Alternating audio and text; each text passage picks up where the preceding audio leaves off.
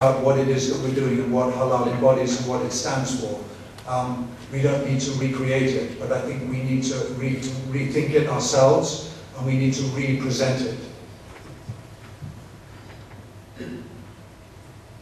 What we're trying to do really now with the World Halal Forum, we're hoping that we are on the cutting edge of all of these developments. We're looking for action and not just talk.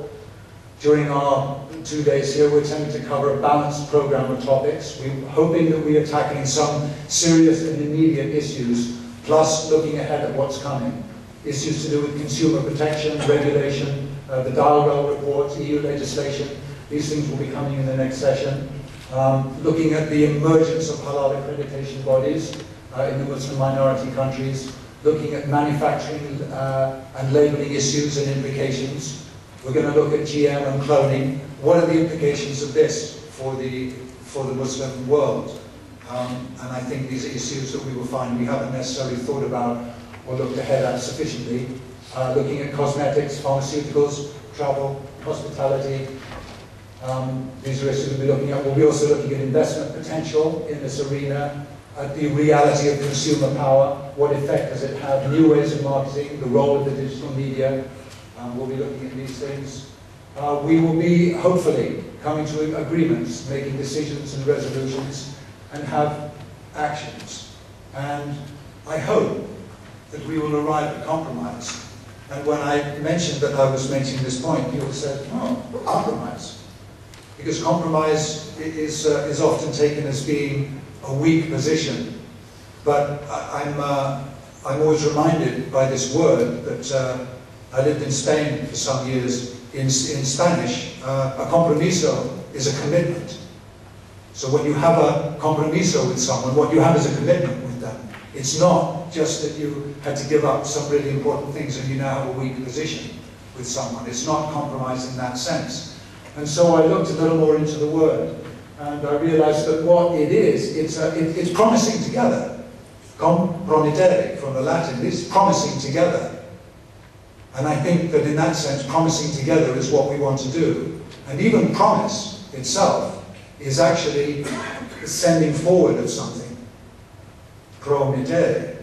So really, what I mean by compromise is that we arrive at a commitment to move forward together.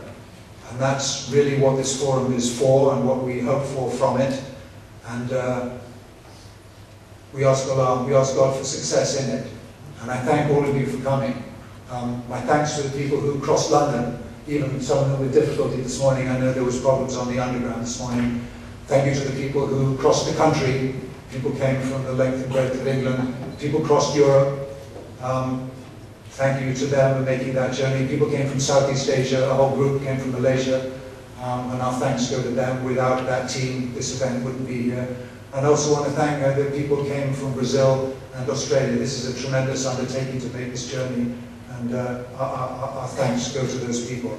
And we hope this will be a successful event, and we ask that you forgive us for our shortcomings, and we welcome you all. Thank you very much for attending.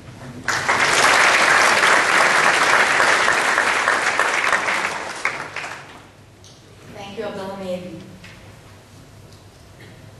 Before we adjourn for a short break, I'd like to invite Hajjat Jamatun to join us and give gifts as tokens of appreciation to our speakers this morning.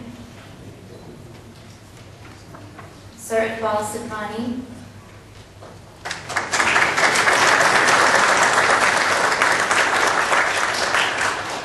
Mr. Mudassir Ahmed,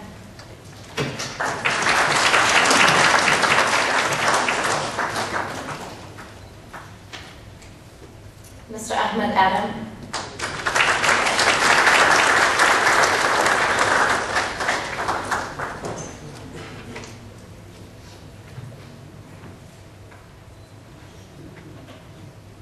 and Mr. Abdulhamid Evans. Jazakallah khair to you all. One quick housekeeping note before we break.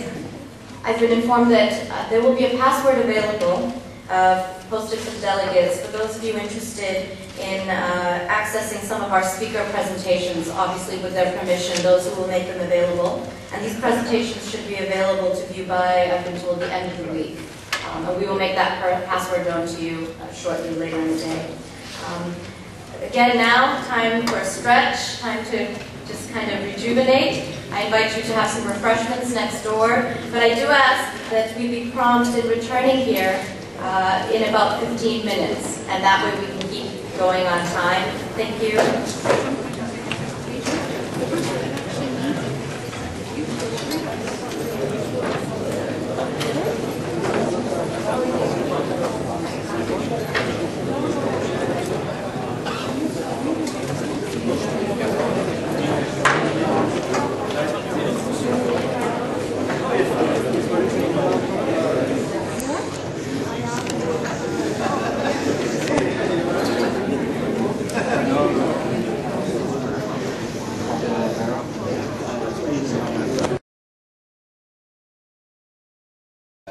Scientists. So they were formulated on the basis of DIRL research, and I've talked a little bit about this, a review of the veterinary science literature, and also some of the visits they did to slaughterhouses to look at what's actually being done in practice in slaughterhouses. Then after this, there was, over several months, there was dialogue with members of the DIRL advisory board and a variety of different stakeholders.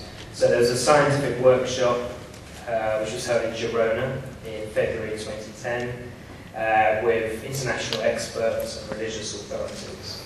And there was a large stakeholder workshop in Istanbul in March, and then there was a series of advisory board meetings, including one in Brussels in June 2010. Okay, as well as putting some fact sheets on the table outside, I have about 15-20 hard copies of the recommendations. They're also available on the website to download, but I'll leave them on a table outside for you.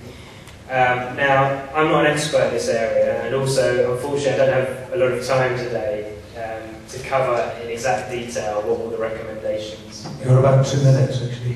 This is my last slide. Okay. So, just a few points about the nature of the recommendations. So firstly, they cover a variety of different types of religious slaughter, including neck cutting without stunning, reversible stunning, and post-cut stunning. So obviously it's with an EU project, so we work within EU law, what's currently permitted within EU law, and we look for advising best practice within each of the different permissible slaughter techniques. They also cover restraining methods, and then importantly they outline, they kind of give a practical guide. They outline clinical signs for recognising unconsciousness and the actions to be taken if unconsciousness is not achieved within the desired time. And this is a problem for lots of different methods of slaughter, not achieving the desired effect as quickly as you'd hope. Also, they identify areas which require further research. Obviously, this is an ongoing process. These recommendations aren't completely set in stone. They're kind of the beginning of a dialogue, and the aim is to continue that.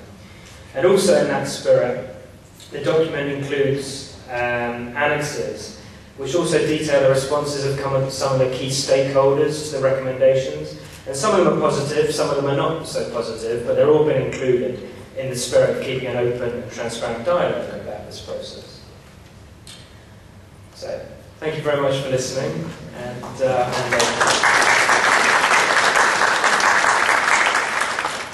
Thank you very much, Dr. Evans. We're moving on now to the issue of the proposed European legislation, which has been put forward to enforce labelling on non-stunned meat in the food chain, which affects, of course, both the halal and the kosher food industries, and therefore both the Muslim and the Jewish communities. And I was first really made aware of this from Philip Pfeffer, our next speaker, several months ago, and I'm very pleased that he agreed to come along and speak to us here today. Please, Philip. Thank you, and I'm pleased to be here today, and I appreciate everyone for inviting me. My name is Philip Pfeffer. I'm a partner at an international law firm called Chadbourne & Park. I am a trial lawyer and international disputes lawyer by training. I got into this as one of my pro bono matters that I do. I'm dedicated, as is my firm, to identifying areas of religious accommodation and religious rights that are being trampled upon, in our view, and have taken on this issue. And I'll talk a lot about what we're doing with regard to the EU legislation and the amendments with regard to discriminatory labeling of halal and kosher meat. Before that, and with due respect to Dr. Evans, I just want to raise a few quick points about Day1. And I say this with due respect, but I think I would disagree, and I think there are others who disagree, that the Day1 report was based on, quote, the best available scientific knowledge. To be clear, the world-leading expert on animal welfare in these circumstances is Dr. Temple Grandin. Dr. Temple Grandin has, without question, criticized the methodology, the sample size, and everything about the underlying science that the Day1 report is based on. And Temple Grandin's views were not taken into account by Day1. Now, it is true that they are referenced in the annexures